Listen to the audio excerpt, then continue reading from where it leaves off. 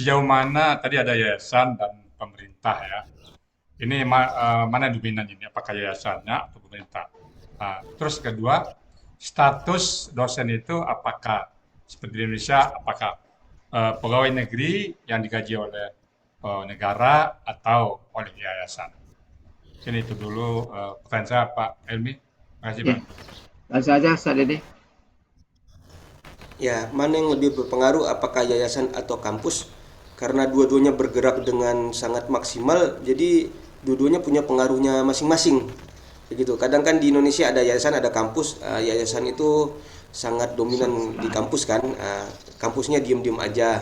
Kadang kan kayak gitu. Tapi Al Azhar ini juga punya gerakan. Tapi tetap yang namanya Rektor Azhar itu dibicarakan oleh tim ulama besar di Yayasan Al Azhar kayak gitu. Tapi ya tetap gerakannya itu sudah sangat luas. Jadi kalau dibilang dominan ya pastilah lembaga sebagai payung utamanya itu sangat menaungi ya. Jadi ya arah kebijakan rektor juga harus seiring dengan arah kebijakan Grand Sheikh. Kayak gitu simpelnya. Kalau untuk Gerencia itu maksudnya ketua yayasan ya? ketua yayasan, nah, mungkin kalau di Eh, Indonesia pembina yayasan bukan ketua. Kadang ketua itu hanya perdana menterinya yang banyak kerja. Kalau pembinanya yang sifatnya merumuskan kebijakan-kebijakan kayak gitu ya. terus dosen-dosen itu digaji oleh negara atau oleh Digaji yayasan? oleh Kemendikdasmen kita. Jadi dosennya itu digaji $600 per bulan sama Kemendikdasmen. Kita gantian. Selama ini Al Azhar banyak memberikan Maksudnya beasiswa. yang Jadi di ya Mesirnya. 6 orang tadi digaji $600 per bulan oleh Nah, ada Kemendikdasmen. maksudnya yang dosen semua Al Azhar Kairo itu yang di Mesir itu gajinya dari pemerintah atau dari yayasan? Dosen Indonesia apa dosen Enggak, Mesir? dosen Mesirnya. Nggak tahu. Kalau Hah? tadi yang disebutin itu dosen yang orang Indonesia ngajar ada 6 orang itu. Kan Nah, itu itu bukan. Seluruh masih dosennya itu statusnya kah pegawai yayasan kah atau Grand itu atau pegawai negara pemerintah Mesir. mm, sistem negara Mesir kadang ada uniknya ya. Kalau kita samakan dengan Indonesia susah juga. Eh, tapi eh, fakta yang ada di lapangan, Al Azhar itu lebih kaya daripada Mesir sendiri. Sempat Mesir itu berhutang kepada Al Azhar, Hmm. ya kan, waktu lagi krisis Al Azhar bantu. Akhirnya apa? Sebagai gantinya asrama militer yang ada di Kairo itu dikasihin buat Al Azhar. Nih, Bu, kamu udah kasih kita banyak bantuan. Nih, ambil tuh barak militer yang ada di Abbasiyah Kairo buat asrama. Dijadikanlah asrama mahasiswa asing sekarang. Jadi Al Azhar kan udah 1086 tahun usianya dan wakaf kebun-kebunnya itu sangat banyak ya, hasil-hasil peternakan, hasil-hasil pertaniannya. Dan saya pun dengar dari teman yang ngajar di Azhari Megamendung ya, cabang dari Azhari Rasuna, kan beliau didatangkan Syekh Azhar ke Indonesia, yang mana Syekh Azhar itu tinggal di Azhari Megamendung. Tiap bulan dikirim gaji dari Al Azhar $4.000 untuk satu orang syekh. Kayak gitu. Jadi syekh-syekh yang lain gimana ya? Mungkin mirip-mirip seperti itu yang ada di Indonesia ya. Jadi Al Azhar sendiri dananya itu sudah banyak, makanya untuk fakultas keislaman itu kita nggak bayar SPP sama sekali. Kayak gitu. Hmm. Yang usuluddin, yang syariah, konun ya syariah hukum, yang bahasa Arab, yang di Rasul Islamiyah baik putra putri itu sama sekali digratiskan, $0. Mungkin kita cuman bayar bikin kartu pelajar ya, kartu mahasiswa itu hitungannya paling hitungan ya Rp150.000 lah. Itu juga kalau dibandingin dengan biaya kebersihan belum ada apa-apanya ya. Jadi kita bayarnya kasih foto, dibuatin kartu untuk, dan itu menjadi R-nya Al Azhar. Nah, jadi semua mahasiswa asing yang mau belajar agama digratisin, ya kan. Kalau dosnya Berarti artinya digaji sama gajinya siapa nggak tahu. tidak dari negara ya, tapi dari internal sendiri, dari Al Zakiro sendiri ya. Tidak Nggak dari. tahu, belum pernah nanya itu. Jadi gini, uh, Grand Sheikh itu tidak dipilih oleh negara. Ah, Grense itu independen dipilih sama ulama besar, ada namanya Hayat Kibar Ulama. Jadi beberapa orang ulama besar Azhar yang menjabat sebagai kayak majelis syuronya ya. Nah, hmm. itu yang bermusyawarah bersama-sama siapa yang akan jadi Grand Syekh. Jadi negara tidak bisa ikut campur. Nah, Hmm. apakah nantinya itu pengaruh Al Azhar nggak butuh bantuan negara? Nggak tahu juga. Tapi kalau secara pendanaan kuat Al Azhar itu. Oh, berarti mandiri lah ya bulannya. Ya, pesan diri Ya berarti bahkan mereka negara pun mandiri. minta tolong. Ya, ya. Ya kira-kira gitu. Oke. Oke. Yang kedua, tadi ada fakultas perdagangan ya. Kalau di Indonesia mungkin fakultas Hmm. ekonomi lah ya. Berarti yang diajarkan adalah Ya, sesuai dengan kaidah Islam ya, tidak tidak ya, dan syar'i. ada tuntutan hafalan Al-Qur'annya. Kalau Oh, yang fakultas keislaman itu harus hatam 30 juz baru bisa S1-nya dilantik jadi alumni.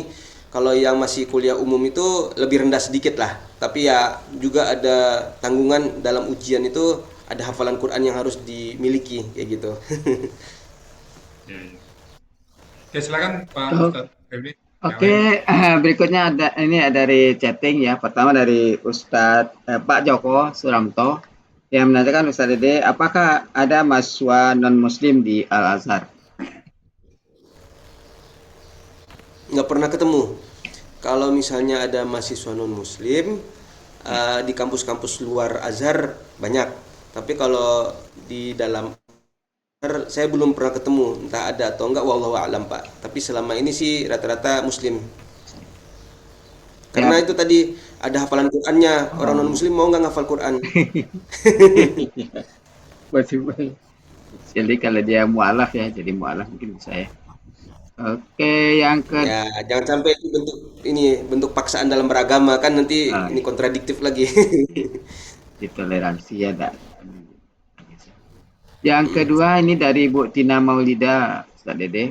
Pertama, apakah Muhammad Abduh punya pengaruh terhadap pendirian Muhammadiyah? Yang kedua, apakah tokoh Rashid Ridha juga alumni Al-Azhar? Umat Islam Mesir umumnya ikut mazhab apa? Jadi tiga pertanyaan. Pertama, Muhammad Abduh, pengaruhnya terhadap pendirian Muhammadiyah. Yang kedua, tokoh Rashid Ridha, apakah dia juga alumni Al-Azhar? Yang ketiga, mazhab yang dianut oleh umat Islam Mesir. Silakan Ustaz Dede. Ya, jadi kita kalau ngikutin tentang Ki Haji Ahmad Dahlan, Ki Haji Ahmad Dahlan itu banyak mengambil pemikiran-pemikiran Muhammad Abduh gitu ya. Dan memang beliau itu eh, sangat terinspirasi dengan kemajuan yang ada. Kalau pertanyaannya apakah ada pengaruh, pasti ada. Nah, karena apa? Karena Buya Hamka termasuk orang-orang awal ketika Muhammadiyah berdiri gitu ya. Kayak Haji Ahmad Dahlan juga ketika belajar di Tanah Suci belajari juga tentang pemikiran tokoh-tokoh tersebut. Kalau ada yang pernah nonton film Sang Pencerah itu dijelasin lebih banyak itu mengenai bagaimana perjalanan menuntut ilmunya Ki Haji Ahmad Dahlan. Jadi kalau apa namanya tuh punya pengaruh punya. Iya, ada. Nah, Kemudian terus kalau misalnya Muhammad Rashid Ridho, apakah beliau itu adalah alumni alumni Al. Al-Azhar? Nggak terdata. Beliau uh, emang lahirnya di Suriah, meninggalnya di Mesir. Tapi beliau itu belajar sama Muhammad Abduh. Ya, bisa jadi memang belajar di Masjid Al-Azhar karena kan meninggalnya di Mesir. Tapi di zaman itu zaman penjajahan Inggris. Nah, ketika zaman penjajahan Inggris nggak kebayangkan suasana pembelajaran seperti apa secara maksimal. Saat ini Gaza pun juga sekolahnya itu susah untuk diadakan belajar mengajar karena banyak kehancuran puing-puing. Gimana caranya mereka belajar? Nah, itu kita bisa jadi gambaran ya. Tapi ya kalau misalnya disebutkan itu adalah seorang Azhari, orang yang memakai metode Al-Azhar, ya beliau memang eh, banyak mengambil pemikiran-pemikiran ulama Al-Azhar gitu ya. Beliau pun di foto itu pakai baju khas Al-Azhar, tapi kalau dibilang alumni belum ada catatan itu.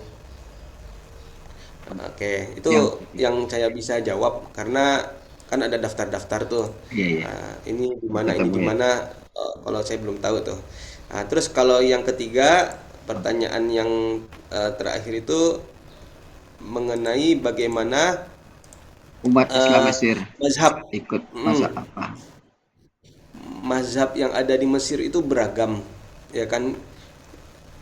Kalau misalnya di makam Imam Syafi'i sendiri, masyarakat di Mesir ini sholatnya pakai mazhab Hanafi.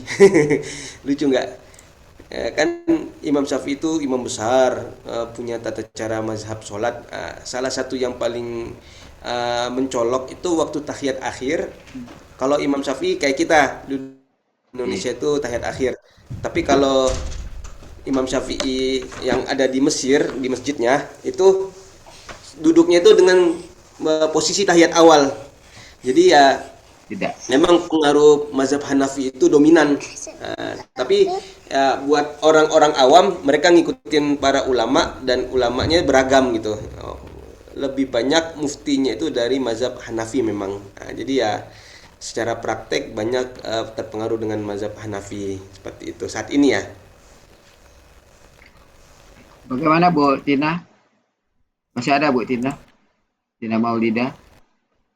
Ya, makasih Dede. Selamat, semoga cepat pulang ngajar di Al Hasani bahasa Arab. Eh, Pingin. Amin, amin. Ya Rabbal Alamin. Aduh, kepada aduh. kepada Bapak Ibu yang lain bisa langsung raise hand atau bertanya langsung ke Ustadz Dede. Masih ada? Ada pertanyaan Bapak Ibu? Ada, Oke oh deh, ada. Silakan Bu Sispa. Puspa ya. Ya, Assalamualaikum warahmatullahi wabarakatuh. Waalaikumsalam warahmatullahi wabarakatuh, Ibu. Ada Iva ya. Ya, ada Ipah Belum nih. tidur nih. Udah bangun.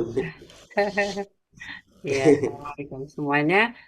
Mas Dede, apa namanya mengenai Al Azhar ini, berarti kan tadi udah ada kerjasama ya. Jadi kalau anak-anak SMP, SMA yang ada di sini, berarti memang soal-soal dikirim dari sana ya. Jadi memang benar-benar apa sudah menyatu lah ya. Jadi kalau dia mau kuliah ke sana, kayaknya udah nggak ada persamaan atau apa, udah bisa langsung kayaknya gitu ya, Mas Dede ya.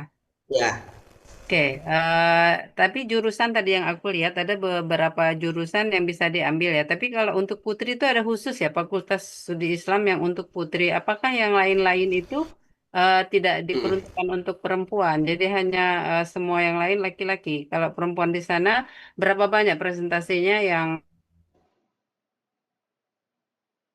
orang Indonesia ya?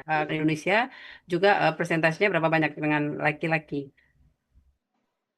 Dan bagaimana mereka bisa mengikuti perkuliahannya dengan kelulusannya itu sempurna atau ada berapa yang bolong-bolong kayak gitu. Itu aja sih Mas Dede cuman ingin tahu perkembangan orang Indonesia berapa banyak yang ke sana yang putri ya. Kalau yang cowok kayaknya banyak kan ustadz-ustadz juga bergelar LC itu banyak banget. Kalau yang cewek agak kurang. Itu aja yang aku ingin tahu Mas Dede. Makasih. Assalamualaikum warahmatullahi wabarakatuh. Waalaikumsalam Waalaikumsalam warahmatullahi warahmatullahi wabarakatuh. wabarakatuh. Silakan Ustadz Dede. Ya, benar Bu. Jadi Bu Sispa kalau pengen memperhatikan tentang sejarah pendirian kampus Putri itu ternyata Bu dulu waktu Syekh Azhar ke sini, beliau ke Parabe ya kan Diniyah Putri Padang Panjang. Nah, di situ terinspirasi ternyata sistem pendidikan untuk sekolah putri itu bisa dan rapi di Indonesia. Dari itu pas pulang ayo kita buat studi Islam buat perempuan, kayak gitu ya, Islamic Studies tuh Firasa Islamiyah. Jadi ternyata juga ada akar sejarah Indonesia memberikan contoh sistem terbaik untuk pendidikan putri. Nah itu ya yang biasanya diobrolkan sama orang-orang di sini. Nah yang pas didirikan saat itu tahun 60-an itu hanya satu khusus putri. Tapi kalau sekarang kalau kita jalan-jalan di kampus putri itu ya itu ada fakultas kedokteran gigi, ada fakultas sains, ada fakultas keagamaan, ya macam-macam ya, perdagangan. Ya, jadi kan itu tadi dari tahun 60-an itu baru satu, sekarang tahun 2026 udah ada 90-an fakultas kan. Nah, karena saking banyaknya saya belum sempat detailin satu persatu yang di Putri apa aja. Nah, tapi memang untuk jumlah mahasiswa Indonesia lebih banyak putra. Nah, kalau yang putri itu nggak begitu dominan, tapi banyak juga. Dibandingin dari tahun-tahun sebelumnya, tahun ini udah sangat banyak sekali. Jumlah totalnya itu sekitar 20.000 mahasiswa yang aktif. Nah, berapa persen putra-putrinya belum tahu, Bu. Kalau dikasarin mungkin putrinya itu ya hitungan seperempatnya itu masih ada lah gitu ya. Dari 20.000 berarti 5.000 orang masih ada. Nah, tapi kalau yang banyak memang masih yang putra. Nah, kalau standar kelulusannya untuk mahasiswa asing yang bukan Arab itu 1 tahun dia punya kewajiban ngafal 1 juz. Jadi di Azhar ini kalau tamat S1 minimal dia harus hafal 4 juz. Nah, itu keringanan. Kenapa? Sebelumnya itu pernah 2 juz, sebelumnya pernah lebih banyak lagi per tahun. Tapi rata-rata itu banyak yang meninggalkan pelajaran utamanya daripada Al-Quran. Nah, jadi dengan dia tuh fokus di Al-Quran, dia nggak menguasai pelajaran-pelajaran utamanya. Akhirnya dikurangin. Ya udah 1 juz dan pelajarannya harus dikuasain ya. Jadi yang berjalan seperti itu sekarang. Oke, jadi banyak juga alumni-alumni Al-Azhar Putri yang di Indonesia. Salah satu contohnya kemarin pernah jadi rektor UIN Jakarta. Nama beliau Prof. Amani Burhanuddin Lubis. Nah, itu tokoh ya di Indonesia. Jadi periode sebelumnya rektor UIN Jakarta. Ada lagi tokoh-tokoh lain yang tersebar di beberapa provinsi. Banyak, tapi ya memang baru ada namanya Wazin 2 tahun terakhir. Wazin itu wadah silaturahim Al-Azhar perempuan muslimatnya di Indonesia. Jadi ya baru mulai ada pendataan. Oh, ternyata ada yang jadi pengasuh di pesantren tertentu, ada yang jadi dosen-dosen, ada yang jadi dekan di Fakultas Dirasat Islamiyah di UIN Jakarta. Itu beberapa itu ketika ada wadahnya silaturahim semakin terjalin ya kan. Jadi ya banyak juga sebenarnya, cuman nggak banyak yang kelihatan di media karena rata-rata memang kalau sudah terjun di dunia pendidikan fokus di pendidikan, nggak terlalu fokus ke media-media yang untuk dipamerkan. Mungkin kayak gitu ya kira-kira, Bu. Oh iya, berarti Mas Dede Indonesia udah tambah banyak ya sekarang dengan kemudahan-kemudahan mungkin dari medsos untuk untuk bisa masuk ke sana. Terus persyaratannya misalnya harus berapa juz untuk orang Indonesia mungkin beda ya dengan orang-orang yang dari luar. Mungkin Indonesia itu lebih banyak penghafal Qurannya kali ya Mas Dede untuk bisa masuk ke sana. Nggak juga. Yang ngasih syarat tuh Kemenak 3 juz saja. Soalnya memang nanti di Azhar sendiri cuma 1 juz per tahun, hanya 4 juz sampai tamat S1 LC, gelarnya kan LC. Terus kalau yang non Mesir orang Arab itu minimal setengahnya. Jadi dia 4 tahun tuh 15 juz. Masih sesama orang Arab juga tapi bukan Mesir. Tapi kalau orang Mesir, Al-Azhar itu S1 dia harus tamat ngafal Quran secara mantep mungkin 30 juz. Jadi ada jenjang-jenjangnya. Alasannya memang karena orang non-Arab itu kesulitan dalam memahami bahasa Arab, nggak seperti bahasa ibu. Kan di sini ada orang Nigeria, ada orang Bosnia, ada orang Albania, ya kan. Jadi kalau mereka itu disuruh banyak juga kesulitan. Makanya kita kebagian dari kacamata Azhar kita adalah orang asing non-Arab kayak gitu. Jadi Kemenak itu untuk standar lulus mau ke Al-Azhar 3 juz. Kenapa? Biar nanti di Al-Azhar nggak kesulitan nambah 1 juz lagi. Biar bisa lebih banyak fokus ke pelajaran-pelajaran kayak gitu. Kan Al-Quran cuma salah satu materi aja dari materi-materi lain yang diujikan. Ya. Wah, keren ya Mas Dede. Jadi kalau tadi bangga juga ya jadi orang Indonesia bahwa orang Padang terutama ya, Sumatera Barat tadi bisa menjadi percontohan untuk mereka membuat sekolah untuk putri ya, gara-gara Diniyah Putri itu. Alhamdulillah. Alhamdulillah. Iya, iya, Masya Allah. Makasih Mas Dede infonya. Assalamualaikum warahmatullahi wabarakatuh. Waalaikumsalam warahmatullahi wabarakatuh. Silakan Bu Wati Wardani. Ya. Masih di mute. Dibuka mic-nya dulu. Assalamualaikum warahmatullahi wabarakatuh. Waalaikumsalam warahmatullahi wabarakatuh. Pak Dede Permana, senang sekali ini. Ternyata ada hubungannya dengan Buya Rizal Ahsani ini. Eh, Masih terkait dengan apa yang dikatakan ditanyakan Bu Siswa, saya sebenarnya juga mau menanyakan seberapa sulit ya mahasiswa asing itu masuk di Al-Azhar Kairo.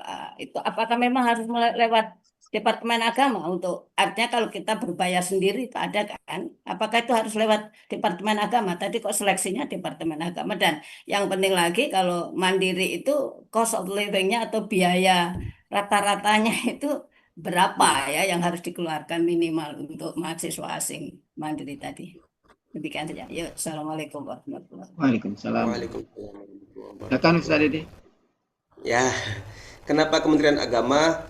Ya, karena untuk punya standar minimal, biar jangan sampai dia nggak punya pengetahuan apa-apa tentang bahasa Arab, dia ke Mesir, dia belajar bahasa Arab baru dari nol, dan itu memang sulit ya kan, karena di Mesir sendiri untuk percakapan sehari-hari makanya bahasa amiyah atau bahasa pasaran, bahasa Mesir yang memang dari bahasa Arab cuman ada bahasa nggak resminya gitu. Terus juga bahasa Arabnya dapatnya di kelas. Jadi untuk dia baru sampai di Mesir dan diajar sama native speaker itu kadang-kadang banyak kendalanya. Makanya di situ kata Kemenak ya minimal udah bisa percakapan lah bahasa Arab, udah bisa baca kitab walaupun salah-salah dikit nggak apa-apa. Yang penting ada standar minimalnya bisa berbicara bahasa Arab tektok gitu. Biar nanti nggak ditipu juga kalau lagi belanja di pasar kayak gitu kan, karena kasus-kasus untuk orang Indonesia yang pergi lewat jalur bukan resmi dari Kemenak itu kadang-kadang banyak kendala kayak gitu ya, makanya daripada ada kendala-kendala kayak gitu harus lewat Kemenak, dan Kemenak ini posisinya tidak memberikan beasiswa, semuanya mandiri. Yang memberikan beasiswa itu justru dari lembaga-lembaga yang bekerja sama dengan Al-Azhar, contohnya Nahdlatul Ulama itu ngasih beasiswa dari Al-Azhar. Jadi ketika di Mesir dapat bulanan dari Al-Azhar melalui kuota Nahdlatul Ulama. Muhammadiyah juga ada, baru tahun kemarin itu ada kuota dari Muhammadiyah untuk yang mau belajar ke Mesir pakai beasiswa hasil kerjasama Muhammadiyah dengan Kementerian Agama boleh, dengan Al-Azhar Mesir ya. Ada lagi dari Gontor. Gontor juga bikin pengumuman yang mau ngambil beasiswa Al-Azhar Mesir lewat kuota Gontor, silakan, pasti ada standar-standar yang harus diuji dulu. Jadi gitu. Andai terjun mandiri, ya memang tadi ya nggak ada biaya perkuliahan bagi jurusan Islam. Kalau jurusannya itu umum, itu ada biaya kuliahnya. Kalau Islam itu murni gratis, paling ya tadi bayar kartu pelajar hitungannya ya 100-200 ribu lah per tahun. Kalau yang biaya harian untuk makan dan untuk tinggal tergantung anaknya juga, dia makannya itu seperti apa. Kalau yang standar menengah ya hitungan 2 juta 3 juta itu udah bisa kayak gitu ya, pintar-pintar mengelola keuangan. Ya, kalau misalnya anaknya tuh sukanya jajan, ya itu terserah orang tuanya mau dilebihin. Oke, mungkin kita itu karena di sini dia akan tinggal bersama-sama dengan teman, ada moderatornya, ada broker ya yang akan mengumpulkan mediator ya. Mediatornya dia misalnya satu rumah itu bisa diisi kapasitas maksimal 10 orang. Nah, 10 orang itu mereka bareng-bareng akan patungan untuk bayar sewa rumah, bayar gas, bayar listrik bersama-sama kayak gitu ya. Nah, jadi ya sesama Indonesia itu alhamdulillah solid untuk masalah keberangkatan. Tinggal jangan sampai dapat mediator-mediator yang bodong. Kadang ada aja yang ketipu dan seterusnya. Nah, yang penting yang jelas-jelas kalau ada memang yang ingin ke Al-Azhar, tanya langsung kepada alumni Al-Azhar yang memang mengerti tentang masalah pemberangkatan dan seterusnya. Itu banyak kok sekarang di media sosial penjelasan-penjelasannya.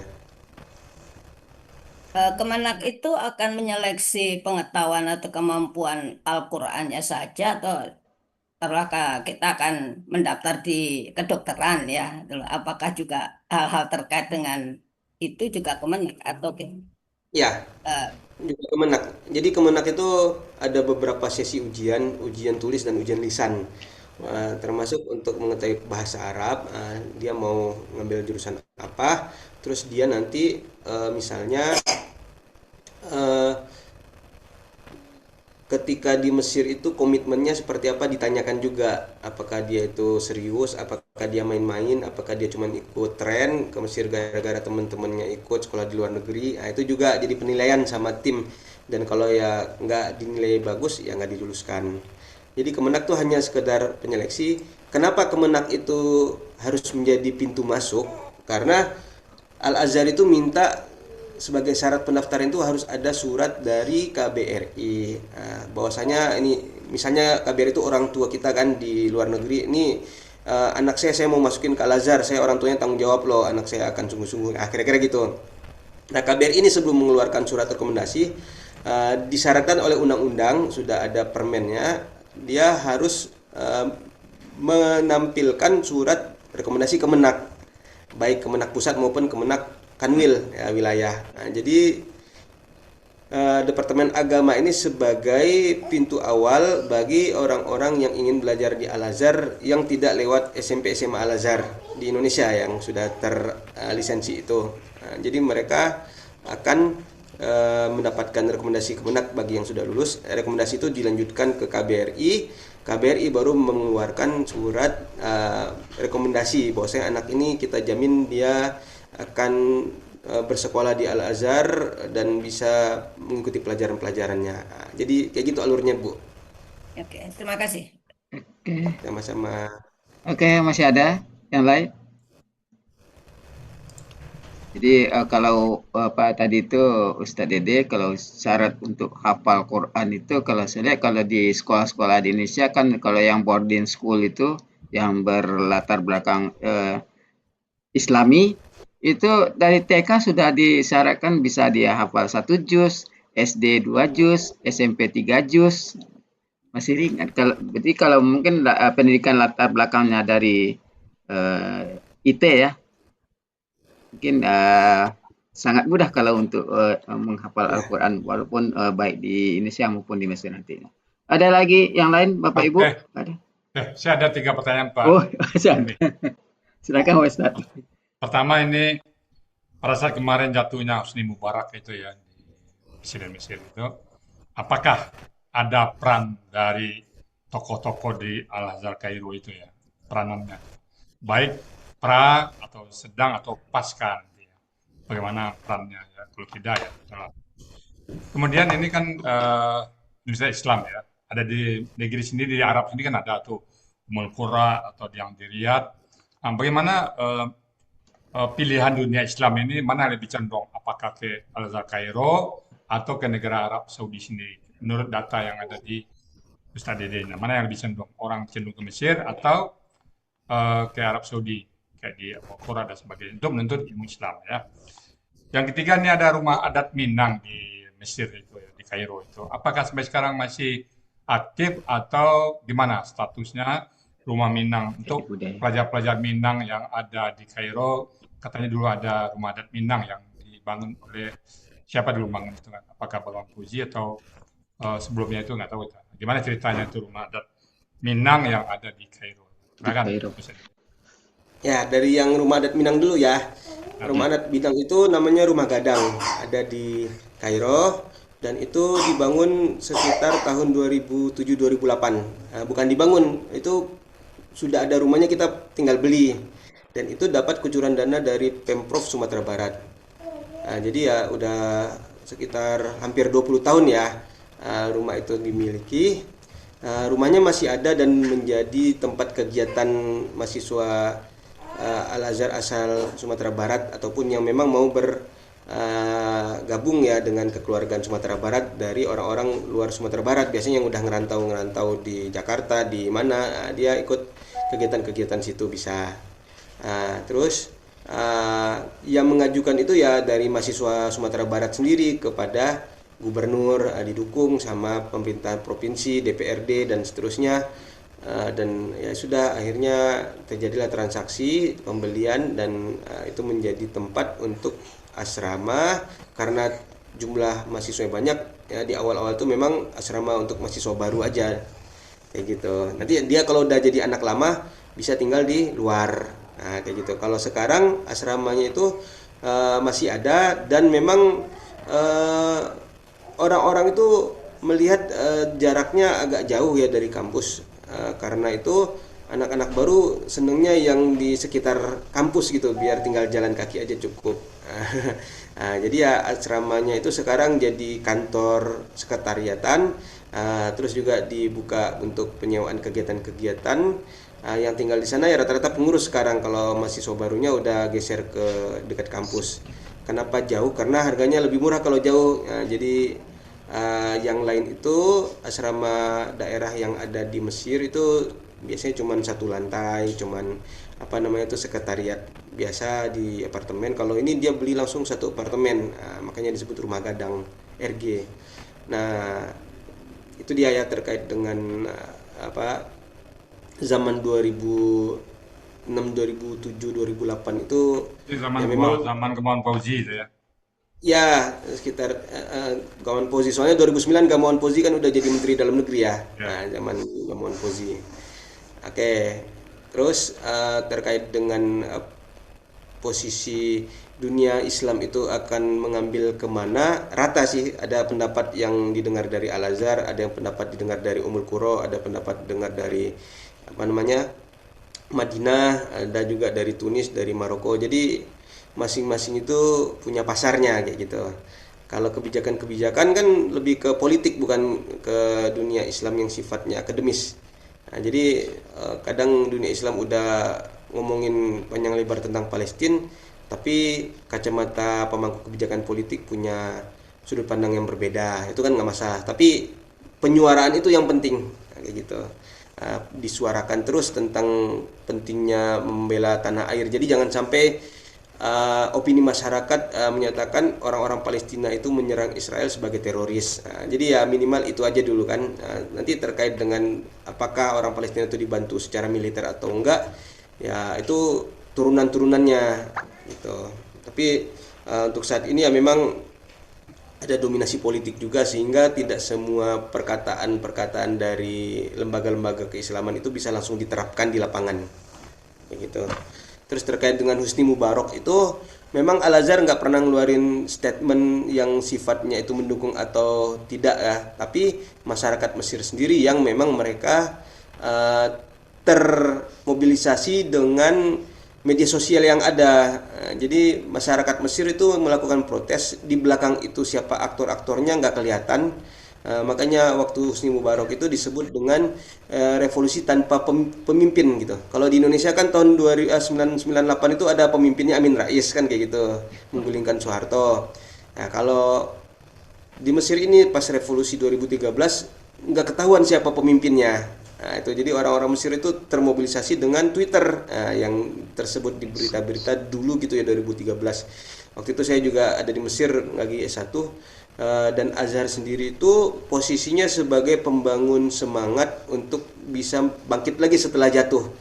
Jadi setelah selesai turun, baru nanti di situ Al-Azhar banyak memberikan ucapan selamat, bahwasanya masyarakat Mesir sudah berhasil dalam revolusi, kayak gitu kan, bahwasanya kita harus membangun kembali setelah kemarin itu ada huru-hara, tidak boleh perpanjang situasi yang tidak aman itu dan seterusnya. Mungkin lebih banyak ke situ ya kalau yang kelihatan di media. Ya udah Pak Ustaz. Oke, silakan. Ada selanjutnya? Masih ada? Kalau tidak ada kita cukupkan sampai di sini ya Pak Ustaz. Ya, nggak ada lagi. Ya nggak ada Terutama yang bapak-bapak, ibu-ibu yang punya cucu yang rencana mau masukkan ke Al-Zakaria atau ke pondok, boleh juga ke pondok. Pondok terutama Gontor ya, jadi karena Ustaz Dede juga di Gontor, silakan kalau ada yang mau tanya, ngomong dari kesempatan ya. kantor atau Boleh Pak Al-Azhar. Ustadz. Bisa Boleh dicerita Pak dikit. Ustadz. Ya, silakan Pak Budi. Iya Pak Budi. Pak Ustadz ngomong cucu saya jadi ingat cucu sebenarnya. Baik, kita Dede. Assalamualaikum warahmatullahi wabarakatuh. Waalaikumsalam warahmatullahi wabarakatuh. Tadi saya ngeliat di Google tuh memang di Filanda itu ada Azhari ya, saya Dede ya. Azhari Filanda sama Azhari Lebak Bulus. Nah, kemudian tadi disebutkan kan adanya SMP sama SMA ya. Nah, supaya bisa langsung kalau dia apa namanya semuanya ujiannya dari sana, dimulai dari sana. Nah, mungkin untuk peluangnya lebih bagus dari mana tuh? Dari mana? Dari Gontor atau dari Al-Azhari tadi? Supaya bisa ke Mesir itu. Ustaz. Jadi kan yang dari Gontor ada, cuman kan nggak terlalu ini, nggak apa namanya, nggak pakai yang dikoreksi apa ulangannya dan seterusnya. Tapi kalau yang Al-Azhari yang cabang sono kan udah langsung dibawa ke sana, dikoreksi dari sana, ditentukan lulus enggaknya dari sana sehingga bisa langsung masuk. Nah, kalau yang dari Gontor seperti apa itu? Kira-kira peluangnya lebih bagus dari mana? Terima kasih Ustaz Dede. Ya, sama-sama. Meskipun Kalau peluang masuk Azhar dua-duanya bagus. Yang pertama itu yang udah terlisensi dia tinggal masuk aja tanpa kemenak. Jadi kemenak itu sebagai syarat Oh, mendapatkan rekomendasi KBRI. KBRI sebagai syarat untuk mahasiswa yang punya ijazah dari negara luar. Kayak gitu. Kalau yang Azhari tadi dia nggak perlu lagi rekomendasi kemenak, rekomendasi KBRI karena ijazahnya udah ijazah Mesir. Sebelum masuk ke kampus S1 dia sudah SMA di Mesir gitu. Udah SMA dengan ijazah Mesir. Dengan asistensi dari Mesir gitu ya. Intinya eh, survei pendidikan itu kan tentang eh, bagaimana proses pendidikan itu dilaksanakan.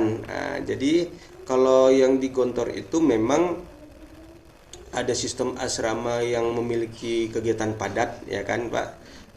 Orangnya juga banyak di sana, pelajaran juga apa ya kental gitu kan.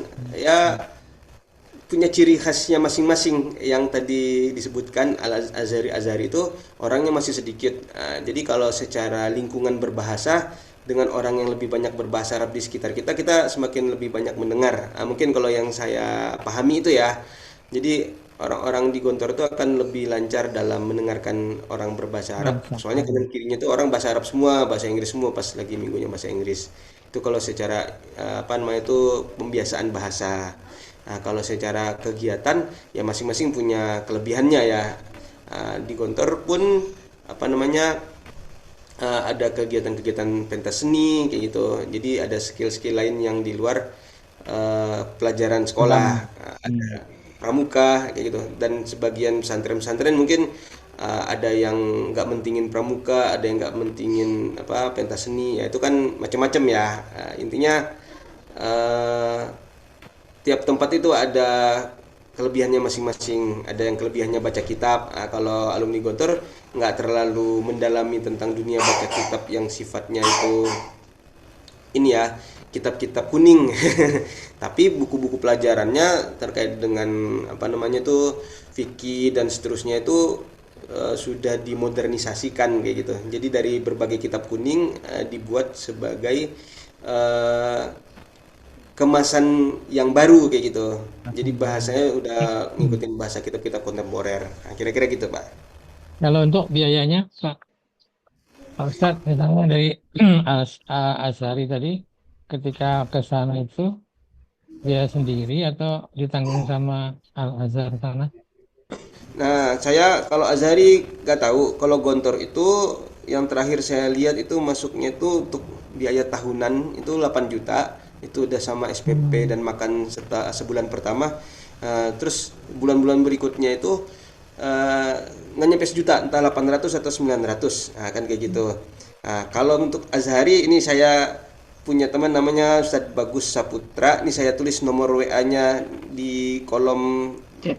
chat ya Pak ya. Nih Oh, 0813 untuk sekedar ngambil opini kan nggak apa-apa Pak. Tanya aja saya dari yang disampaikan Pak Ustadz Dede. Dede di Hmm. Zoom. Saya juga ini ngambil data itu dari beliau nih. Namanya Ustadz Bagus 0813 155 22249. Oke nih. Ustadz Bagus Azhari ya. Hmm. Eh, karena saya belum nanya berapa SPP-nya, jadi nggak bisa bicara tentang berapa SPP-nya. Ya, baik. Terima kasih Ustadz. Ya, siapa tahu nanti Sama-sama. ada keinginan ke sana, udah ada informasi sementara dulu. Jadi Ustadz. Terima peluangnya tadi kasih. itu sama sama besar ya, dia. peluangnya ya makanya sama. tinggal corak pendidikannya ada kelebihan masing-masing itu aja. Kalau di Gontor kan ada sepak bola, ada musik, ada Eh, macam-macam ya. Pak ya Ustadz ya, Ya, pastinya. betul. ada drum band segala kan, kalau nggak salah itu kita lihat di pondoknya. Ya, Kami kan di Al tinggal Azhari mungkin itu mau khusus. ngambil yang mana. Ya, ya. Oke. Baik, makasih Pak Ilmi, makasih Pak Ya, Ustadz. sama-sama Pak Budi. Ada lagi yang lain, Bapak Ibu? Ya, selesai. Bu Yun ada pertanyaan, Bu Yun itu biasanya. Hah? Bernostalgia Bu Yun di Eh, sini. Bu Yun, Bu Yurni. Ya, Yurni. Iya. Assalamualaikum warahmatullahi wabarakatuh. Waalaikumsalam. Waalaikumsalam Waalaikumsalam warahmatullahi warahmatullahi wabarakatuh. Ya, mau nanya Ustadz Dede, dulu itu kalau nggak salah ya kalau orang asing masuk di Al Azhar itu ada salah satu syarat itu harus hafal Al-Quran minimal 8 juz. Nah, karena saya dulu itu jadi sama dosennya dikatakan itu pasti sulit buat kamu katanya karena memang saya kan ada kedokteran yang nggak mungkin hafal zaman itu ya tahun 80. Nah akhirnya saya ditransfer ke Aisham University, Aisyah. ya ke Aisham University. Nah ternyata memang ya mungkin agak cerita sedikit nggak apa-apa ya Bu ya. Ya, Boleh, boleh, Bu. Nah, kita Masuklah di kedokteran di situ setelah diakreditasi ya ijazahnya. Nah, setelah masuk di AISAM itu rupanya kuliahnya di situ sangat berbeda ya dengan di Indonesia di kedokteran itu untuk mengambil S2-nya ya, saya ngambil public health waktu itu. Nah, ternyata ramai sekali kuliah itu dan bahasanya campur-campur, tapi lebih banyak bahasa Arab. Nah, satu-satunya saya yang orang asing. Kemudian dosen yang tadi merekomendasi saya ke situ panggil, kamu kesulitan nggak katanya. Saya bilang iya karena tidak bahasa Inggris gitu. Jadi campur-campur saya nggak ngerti dan satu ruangan itu 100 lebih. Satu kelas itu 100 lebih orang gitu. Jadi ya karakter mahasiswa kan di situ kan juga Ustaz Dede tahu lah ya. Jadi banyak yang apa. Nah, akhirnya si dokter ini yang manggil saya bilang saya betul-betul kesulitan saya bilang karena tadinya dikira bahasa Inggris ternyata enggak. Akhirnya di ditransfer lagi mungkin nggak tahu barangkali masih ada nggak Ustadz Dede ya sekolah itu yang UN punya itu Cairo Demographic Center.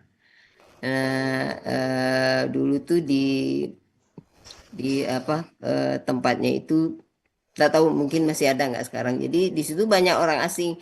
Akhirnya saya dipindah ke situ. Jadi sekolahlah di sana dan itu memang betul-betul bahasa Inggris dan pesertanya banyak dari negara-negara lain ya karena punya UN. Nah itu. Nah sekarang apakah masih syarat 8 juz itu pertanyaannya Ustadz Dede. Saya tuh akhirnya tidak jadi di Al Azhar. Nah sebenarnya di Al Azhar itu juga karena masuk di situ awal-awal ya dapat beasiswa dari Al Azhar sebenarnya.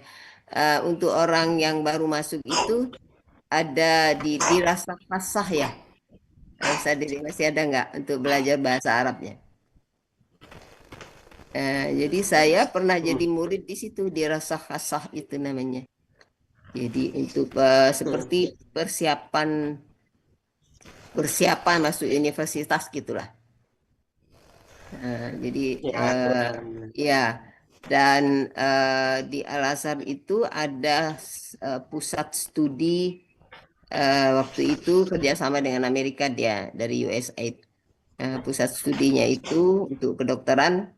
Saya juga masuk di situ dulu dikirim oleh profesornya ikutlah di pusat studi itu selama 1 bulan. Nah nggak tahu sekarang apa masih ada.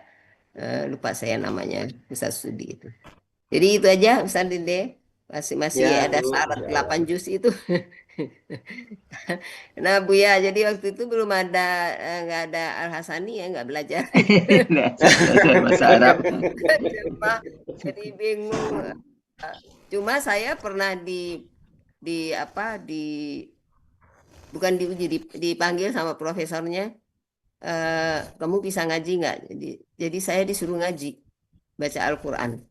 Nah, karena gara-gara baca Al-Quran itu, udah kalau begitu, kalau begitu, eh, kamu boleh, saya dapatlah beasiswa itu dari Al-Azhar. Alhamdulillah. Kemudian ada majelis A'la waktu itu. Ya tahun 80 itu kan masih masih anu ya, masih apa mudah lah segalanya. Dapat Iya lagi dari betul. majelis A'la. Tapi karena terakhirnya saya ke UN, UN dulu UNR ya namanya, UN Cairo Demography Center. Ya kerjasama dengan Universitas Kairo. Nah akhirnya nggak enak, saya tidak ambil beasiswa itu, tapi dapat beasiswa dari USAID akhirnya. Jadi gitulah Alhamdulillah. ceritanya ya. Jadi itu ceritanya Ustaz Bahagia. Dede. Makasih. Assalamualaikum warahmatullahi wabarakatuh. Waalaikumsalam warahmatullahi wabarakatuh. Waalaikumsalam warahmatullahi wabarakatuh. Alhamdulillah ya Bu, itu nostalgianya panjang juga Bu. Kita Ya, bisa tahun 80 itu Ustaz Dede. Saya di situ sampai 85, 4,5 tahun. Iya, luar biasa. Pengalamannya juga pasti berbeda itu di tahun 80-an, nggak semudah sekarang kan, nggak ada sosmed, nggak ada apa-apa. Jadi Iya, di sini iya komunikasi betul. sama keluarga di Indonesia. Masya Allah, semoga Ibu selalu mendapatkan kesehatan ya, selalu Amin. memberikan manfaatnya kepada kita semuanya, Ibu ya. Alhamdulillah. Amin. Jadi Kalau makanya ya, nostalgia saya.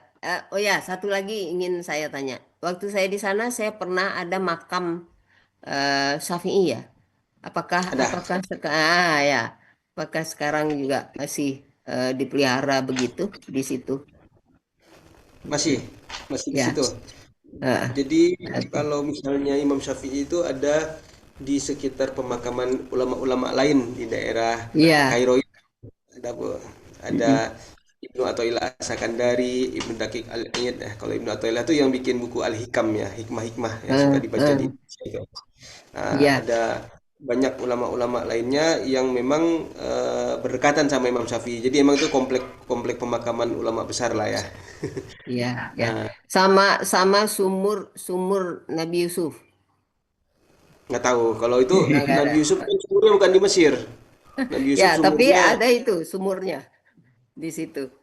Saya pernah ke situ. Itu semua di sembilan daerah muka mana, Bu? 12 kaum itu kali ya. Heeh. Sinai. Oh yang Yang kalau di sini sumur Nabi Musa untuk Bani Israel Itu 12. yang sumur 12. Nabi Musa di Sinai itu. Ini sumur Terus sumur Nabi Yusuf katanya, nggak tahu kita. katanya daerahnya di mana, Bu? Kenapa Ustaz ini? Daerah di Daerahnya Mesirnya di mana lupa, sumur? lupa, lupa, lupa saya daerahnya di mana. Mungkin waktu itu Nabi Yusuf pernah mandi di situ mungkin ya, tapi bukan Mungkin dicemplungin kali di ya. situ. Nah, gitu aja Mm-mm. kali ya. Iya barangkali. Soalnya kan diambil sama musafir baru dibawa ke Mesir. Nah, jadi sumurnya nggak dibawa juga kan ke Mesir. Kasihan lah kalau bawa-bawa sumur musafirnya tuh. Iya, mungkin barangkali. Ya, Ya gitu, terus Ustaz Dede, makasih. sama-sama. Kalau yang Ibu bilang 8 juz tadi sebelum saya datang ke sini tahun 2009 itu masih. Oh Jadi masih. senior yang 2007 itu masih ngerasakan 1 tahun harus hafal 2 juz. Jadi tamat 4 tahun dia harus hafal 8 juz. Nah, tahun 2009 awal ada Lokakarya itu Dubes Indonesia untuk Mesir itu ngundang Grand Sheikh Azhar, pokoknya para pemangku jabatan lah ya, para pemegang kebijakan. Akhirnya dihasilkanlah sebuah kebijakan anak-anak asing yang bukan Arab itu hanya wajib 1 juz saja setahun, Oh, kayak gitu. ya. Nah, jadi kalau mereka di sini mau nambah jadi 30 juz ya nggak apa-apa. Nah, tapi Azhar Ya, sendiri ketika menguji secara ujiannya hanya 1 juz per tahun bukan 2 juz lagi, Bu. Nah, kalau yang senior sebelum datang itu sebelum saya datang memang masih merasakan 1 tahun 2 juz. Jadi ya lebih effort ketika sebelum ujian gitu, Bu. ya, ya, makasih Ustaz Dede. Sama-sama, Ibu. Iya. Oke, Bapak Ibu, tidak ada yang lain lagi. Oke, kita cukupkan sampai di sini ya Pak Ustadz ya. Bu Nel. Ya, ini ada piagam. Kalau nggak ada lagi kita tutup ya. Ya. Ya, ada Ada piagam lagi? Pak Ustadz. Oke, Piagam. baik. Makasih Ustadz Dede atas informasinya tentang Al-Azhar Kairo. Siapa tahu ada teman-teman, kawan-kawan nanti yang berminat, anaknya, cucu kali ya. Kita mungkin bukan anak lagi, tapi cucu. Kalau ada cucu-cucu ingin mendapat informasi tentang Al-Azhar Kairo atau ingin sekolah di situ, bisa dihubungi. Gitu ya, Daya, sementara ini ya. Ya, boleh. Informasi ya. Dan itu apapun yang disampaikan Ustaz Dede, kami ucapkan terima kasih banyak ya atas usaha kita. Dede selalu diberikan perlindungan oleh Allah dan semua yang kita bicarakan mempunyai nilai ibadah buat Allah. Karena kita bagaimanapun masih dalam skop membesarkan kalimat-kalimat Allah. Terima kasih Ustaz Dede. Insya Allah nanti lain kali kalau ada apa, karena waktunya terpisah. Ya kami mohon maaf Bapak Ibu tetap jam 1 kita mulai kalau mau sedih, tapi kalau kalian bisa tetap kita nanti jam 5:30 karena waktu di Mesir berbeda dengan kita ya. Kalau kita 5:30 di sana 5:30 mungkin nggak sanggup ya. Oke, baik, makasih. Berikutnya kepada Pak Helmi Dianto yang selalu mendampingi kita untuk menjadi moderator dalam tematika selama bulan Ramadan ini. Makasih Pak Helmi Dianto. Sama-sama Ustadz. Bersama Al-Sani. Berikutnya kepada Bu Cut Rayati. Makasih Bu Cut atas partisipasinya melantunkan surat Al-Quran surat Al-Ahzab 33 ayat ke-30. Semoga yang membaca dan mendengar mendapat pahala dari Allah Subhanahu wa taala. Amin. Allahumma amin. Oke. Semoga Allah selalu meridai kita semuanya. Amin. Dan kami kembali ke Amin. Pak Helmi Dianto untuk melanjutkan sertifikat. Silakan Pak Helmi Dianto. Bapak Ibu, berakhirlah pertemuan kita pada siang hari ini. Semoga apa yang telah dipaparkan oleh Ustadz Dede menjadi ilmu yang bermanfaat bagi kita semua. Untuk itu saya tutup dengan sebuah pantun. Dia ada 3 pantun hari ini dapat. Runding kata sudah pun usai. Bermusyawarah itu sangat berguna. Acara kajian sudah selesai. Semoga bermanfaat untuk kita semua. Amin ya rabbal alamin. Marilah sama-sama kita tutup pertemuan kita dengan alhamdulillah dan doa kafaratul majlis. Alhamdulillahirabbil alamin.